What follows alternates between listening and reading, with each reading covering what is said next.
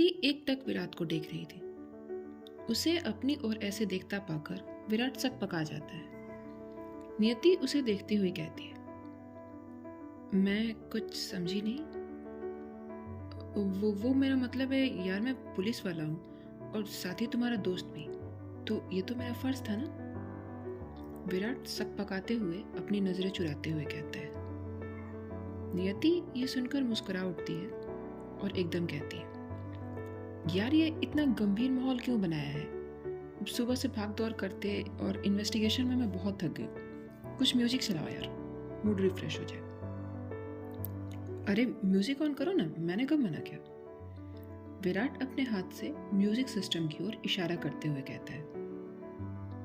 नियति music system on करती है और गाना शुरू हो जाता है। मेरा दिल भी कितना पागल है, ये प्यार तो तुमसे करता है, पर सामने जब तुम आते हो कुछ भी कहने से डरता है। ओ मेरे साजन, ओ मेरे साजन, साजन साजन मेरे साजन। ये गाना सुनकर विराट एकदम से नियति की ओर देखता है, जो कि अपना सिर सीट से लगाए हुए बाहर की ओर देख रही थी। उसे देखते हुए विराट मन ही मन सोचता है, ये गाना मेरे दिल का हाल बयां कर रहा है नियति। तुमसे कहने की हिम्मत ही नहीं होती, पर सच कहूँ तो तुम मेरे लिए दोस्त से कहीं बढ़कर हो। कॉलेज के टाइम से ही तुम्हारी हर बात मुझे बहुत पसंद है। अब विराट गाड़ी रोको, अचानक नियति बोलती है। नियति की आवाज सुनकर विराट की तंद्रा टूट जाती है। तब उसे एहसास होता है कि नियति का घर आ चुका था।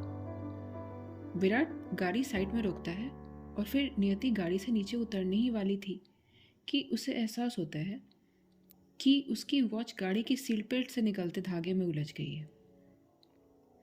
नियति उसे निकालने की कोशिश करती है। नियति को कोशिश करता देख विराट भी उसकी ओर झुककर उसकी मदद करने लगता है।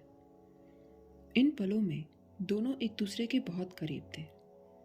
दोनों एक दूसरे को एकटक देखने लग जाते हैं।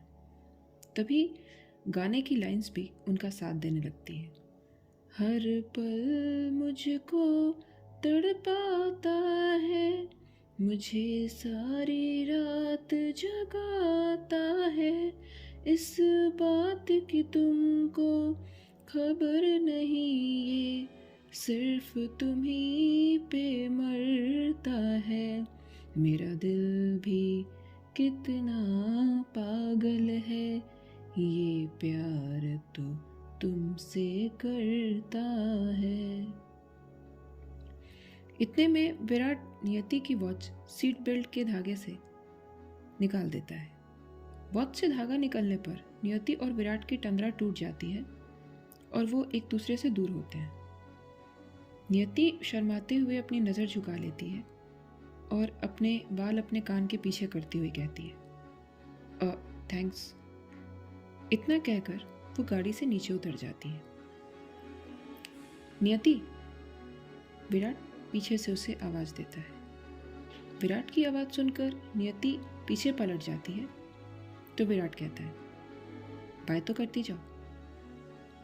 नियति मुस्कुरा देती है और अपने हाथ हिलाकर कहती है, bye Virat and see you soon. Bye, take care.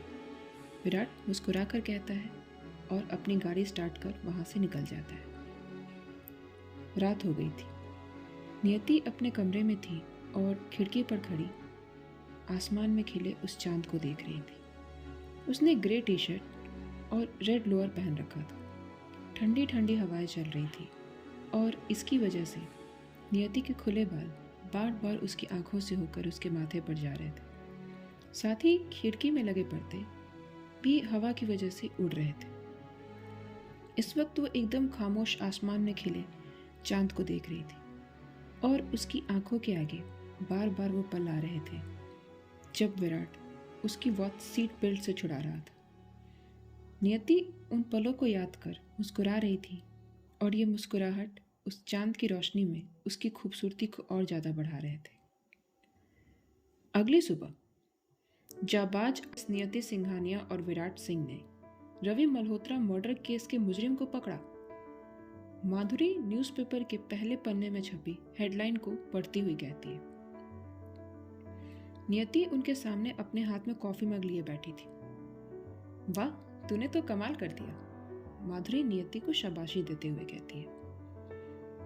Mom, ये तो मेरी ड्यूटी है, नियति धीमी आवाज में कहती है।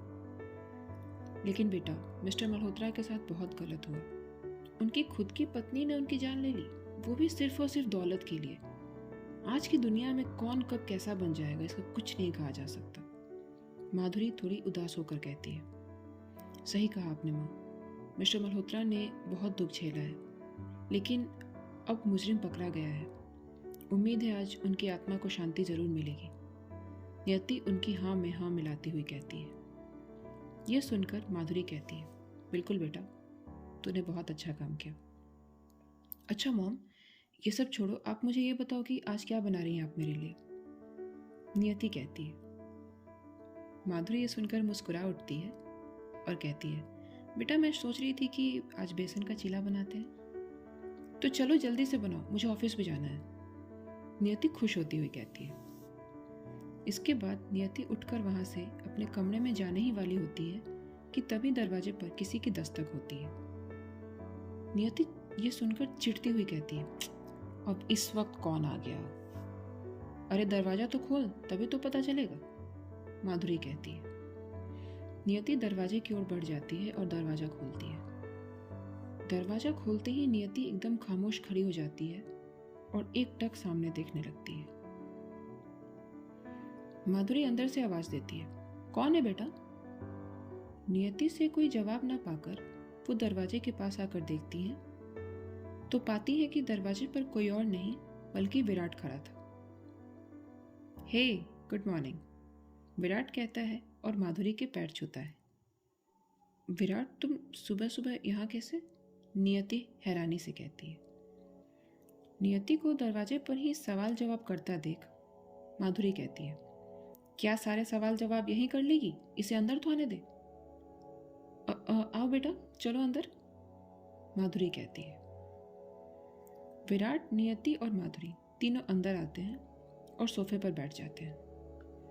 क्या बात है विराट, सब ठीक तो है? नियति विराट से पूछती है।